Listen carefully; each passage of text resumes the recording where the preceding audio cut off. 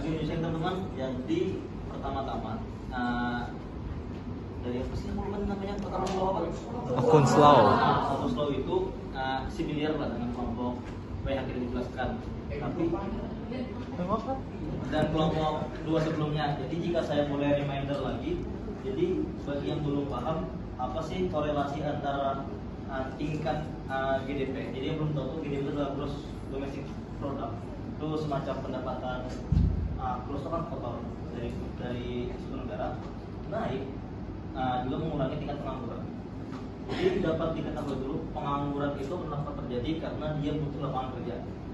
Jadi ketika dia pendapatan negara seluruh naik, maka indikator dari GDP ini kan ini lagi nilai barang dan jasa sesuai apa yang tadi. Nah, ini dapat terjadi karena ada cost tadi, produksi. Karena dalam HPP itu kan bukan cuma barang baku tadi. Contoh kita kayak kemarin bahas Indomie, bukan cuma bukan cuma gandum dan lain-lain, tapi juga ada situ adanya delivery cost, juga ada namanya production cost. Nah itu production cost itu kan merupakan tenaga kerja teman-teman. Nah tenaga kerja diserap, maka tingkat penganggurannya juga turun. Nah sederhananya itu similar dengan apa yang kita bayangkan. Kalau clear kan? Clear. Sudah. Nah lalu kelompok yang kedua.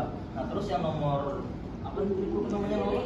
Philips. Nah Philips curve. Nah untuk yang Philips curve ada similar juga sih yang short term itu kenapa berpengaruh karena secara sederhana teman-teman kita orang awam dapat melihat tingkat inflasi itu dari perbedaan harga barang dari tahun 2024 dan 2025. Mungkin bagi pakar ekonomi itu banyak banget indikatornya dapat menentukan tingkat inflasi, tapi bagi kita orang awam sederhananya jika kalian beli bakso di tahun 2000-an itu beda banget dengan tahun sekarang kan. Contoh saja ya tadi bakso. Nah, dari kata bakso itu tadi, apa saja jadi bahan pokok dari bakso tadi ada peto dan lain-lain. Nah, itu juga perlu produksi kan? Ya, sama. Jika inflasi naik, berarti jika inflasi naik selaras dengan tingkat permintaan dari pasar, maka juga dibutuhkan lapangan kerja dong. Nah, makanya employee-nya juga turun jika inflasinya naik selaras dengan tingkat permintaan. Nah, yang nomor 2 kenapa tidak berpengaruh dalam jangka panjang? Itu karena similar dengan apa yang kata kelompok 2 jika saya terdengar, tidak salah dengar, yaitu memang indikator penentu dari inflasi tersebut dengan indikator penentu dari tingkat pengangguran itu kan beda.